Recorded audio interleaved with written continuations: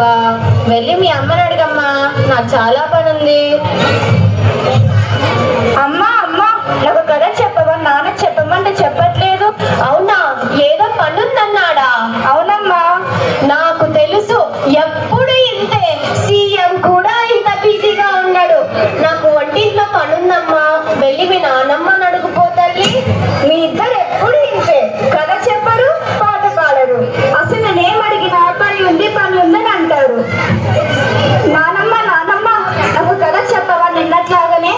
నా బంగారు తల్లి, నా జిత్తి తల్లి, అలా పెరట్లోకి వెళ్ళి చెప్పుకుందాం బా అమ్మ.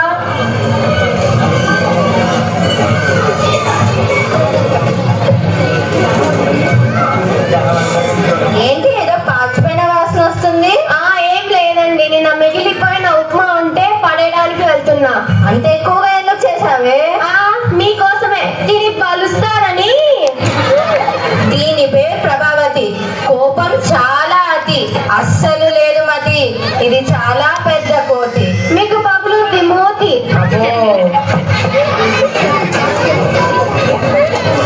అయినా ఇంత చేసి పడేసే బదులు ఆ ముసలిదానికి పెడితే పోలా?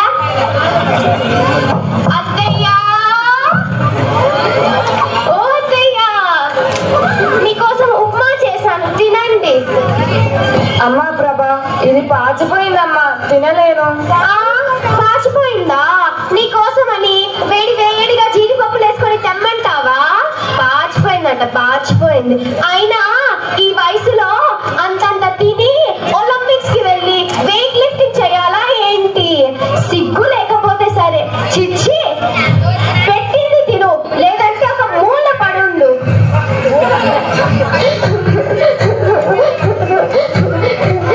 ఏమండి, నేను ఇంట్లో ఇంతమందికి నేను చాకరీ చెయ్యలేనండి.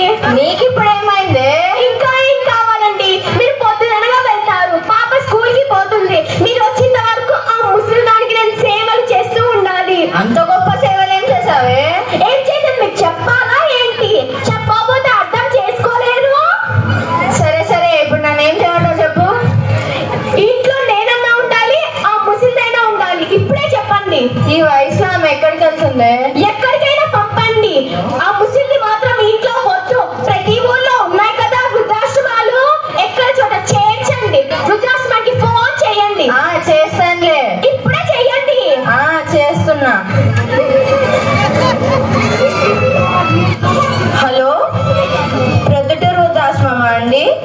ఒక ముసలామెను మీ ఆశ్రమంలో చేర్చాలనుకుంటున్నాను. ఏంటండి? ఆవిడ మా అమ్మనేనండి. అనాథలు మాత్రమే చేర్చుకుంటారా? సరేనండి. ఏమే అనాథలు మాత్రమే చేర్చుకుంటారంట? అనాథ అని చెప్పండి, వేరే ఊరికి చేయండి. చేస్తున్నా. హలో, కడప వృద్ధాశ్రమమా అండి? ఒక ముసలామెను మీ ఆశ్రమంలో చేర్చాలనుకుంటున్నా. ఆమెకు ఎవరు లేరండి. రేపు రమ్మంటారా? సరేనండి. ఇవాళే వస్తున్నామా చెప్పండి. ఏం చెప్పాలి కూడా చేత కాదు. చిచ్చి, ఏంటి నాన్న, నాన్నమ్మని ఎక్కడ తీసుకెళ్తున్నారు? నీకెందుకే? నోరు మూసుకొని చదువుకోపో. అమ్మను కొంచెం బాగు చెప్పు నాన్న, ఎక్కడ తీసుకెళ్తున్నాను నాన్నమ్మని? ఏం లేదమ్మా, నానమ్మకు వయసు ఎక్కువ అయిపోతుందిగా, ఇంట్లో సరిగా చూసుకోలేకపోతున్నామని ఆశ్రమంలో చేర్పిద్దామని ఫోన్ చేస్తున్నా. అవునా? అయితేనమ్మా నాకు కూడా ఇవ్వు నాన్న. మీరు ముసలి అయ్యాక మిమ్మల్ని కూడా అక్కడికే పంపిస్తా. చూడండి ఎలా మాట్లాడుతుందో. ఆ ముసలిదాని గారాబం వల్ల ఇది ఇలా తయారవుతుంది. అమ్మ, నేను కొంచెం బాగమ్మా నాన్న. ఇందాక పాచిపోయిన తిండి మా నాన్నకు పెట్టావే, అదేదో నువ్వు తినచ్చు కదా, లేకపోతే నాన్నకు పెట్టచ్చు కదా, కొన్ని నాకు ఇవ్వచ్చు కదా. ఎందుకమ్మా నీకు నాన్నమ్మ అంటే అంత కోపం? అయినా నీ తెలివి ఏమైంది నాన్న? నువ్వు నన్ను చిన్నప్పుడు ఎంత బాగా చూసుకుంటావు కదా, నాన్నప్పుడు నేను అంతే బాగా చూసుకుంటే కదా. ఆ మాత్రం అర్థం కాలేదా?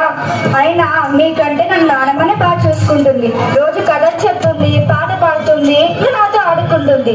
మీరేమో పని ఉందని తప్పించుకుంటారు. నాన్నమ్మ వెళ్ళిపోతే నాతో ఎవ్వరు ఆడుకోరు. అందుకే నన్ను కూడా నాన్నమ్మతో పాటు పంపించండి, అప్పుడు మీ ఇద్దరే హ్యాపీగా ఉంటారు. అంత పెద్ద పెద్ద మాటలన్నీ మమ్మల్ని బాధ పెట్టకు తల్లి. మరి నాన్నమ్మ బాధపడదా అమ్మా? మా తప్పు తెలుసుకున్నాం తల్లి, క్షమించు. నన్ను కాదు, నాన్నమ్మ దగ్గరికి వెళ్ళి ఆమె కాలు మీద పడి క్షమించమని అడగండి.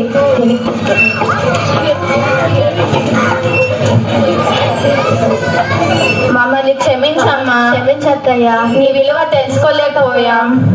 వెరీ గుడ్, ఇంకా లేవండి. క్షమించింది ఎందుకంటే మా ముసిల్ది బంగారు కొండ.